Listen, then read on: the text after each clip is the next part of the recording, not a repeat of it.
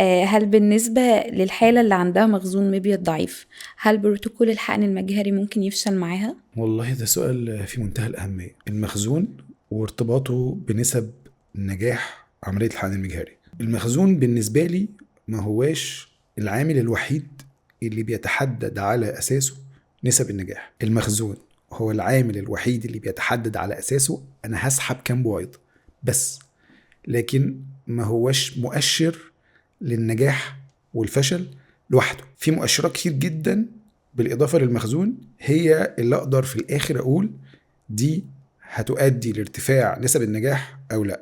المخزون حاجة من الحاجات دي. طيب لو المخزون ضعيف، هل ده معناه ان عمليتي نسبها ضعيفه؟ لا، معناها ان انا هطلع بويضات قليله. فانا لو عندي مخزون ضعيف في واحده سنها 25 سنه وطلعت بويضه واحده، وارد جدا جدا ان البويضه الواحده ديت يحصل لها انقسام ويحصل منها حمل، مفيش اي مشكله خالص، وحصلت معانا كتير جدا. طب لو عندي مخزون ضعيف في واحده سنها فوق ال 45 سنه، لا، هنا بقى الموضوع مختلف شويه. لو عندي مخزون ضعيف وسن فوق ال 45 سنه، فاحنا كده بنتكلم ان النسب هتقل علشان عندنا بويضات قليله وعلشان السن بتاعنا فوق ال 45.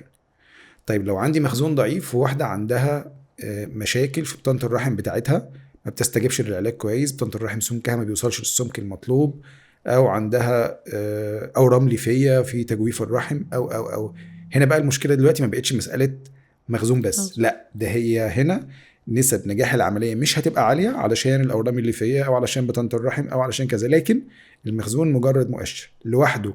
ان انا اقول ان واحده عندها مخزون ضعيف مش هتحمل عشان عندها مخزون ضعيف، لا، ياما ناس عندهم مخزون ضعيف وحملوا وولدوا بالسلامه معانا كتير كتير يعني.